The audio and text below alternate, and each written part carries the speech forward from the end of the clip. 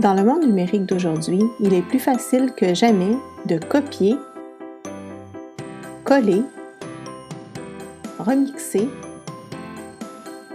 télécharger et publier du contenu. Les œuvres d'art, les vidéos, les images et les écrits peuvent être inspirants, mais il est aussi facile de se les approprier sans y réfléchir à deux fois. Lorsque les gens tiennent pour acquis qu'Internet est accessible à tous sans condition, des problèmes juridiques et éthiques peuvent survenir. C'est pourquoi il est important de se renseigner sur le droit d'auteur et l'utilisation équitable. Vous pourrez ainsi reconnaître le mérite de quelqu'un ou recevoir le mérite qui vous revient. Donc, qu'est-ce que le droit d'auteur?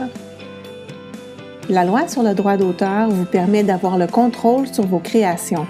Les gens doivent obtenir votre permission avant de copier, remanier ou partager vos créations. La majorité du contenu que vous trouvez, téléchargé, copié et collé à partir d'Internet est protégé par le droit d'auteur. Cela ne veut pas dire que tout le contenu qu'on trouve en ligne est verrouillé et qu'on ne peut pas l'utiliser. Vous pouvez l'utiliser dans la mesure où vous vérifiez qui en est le propriétaire, obtenez la permission de l'utiliser, reconnaissez le mérite du créateur, l'achetez au besoin et l'utilisez de façon responsable. Si vous respectez ces conditions, vous respectez la loi. Cela dit, vous pouvez parfois utiliser des extraits d'une œuvre protégée par le droit d'auteur sans la permission du créateur ou sans avoir à payer de frais. Cela s'appelle l'utilisation équitable. L'utilisation équitable ne s'applique que dans certains buts spécifiques: la recherche, l'étude privée et l'éducation, la communication nouvelle, le compte-rendu ou la critique, et la parodie ou la satire. Vous devez prendre en considération les 6 points suivants qui caractérisent l'utilisation équitable. Le but de l'utilisation.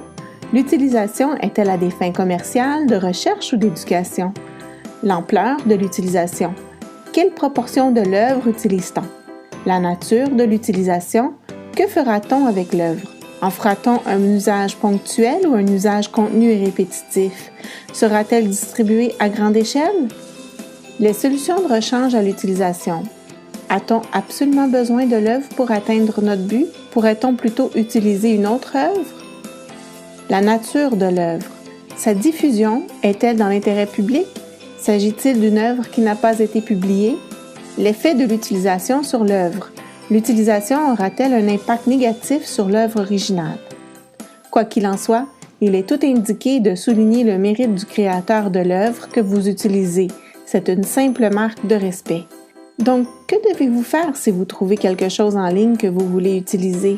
En règle générale, vous devez vérifier qui en est le propriétaire, obtenir la permission de l'utiliser, reconnaître le mérite du créateur, l'acheter au besoin et l'utiliser de façon responsable, c'est-à-dire en respectant le principe de l'utilisation équitable. Vous aimez créer, innover et inspirer les autres?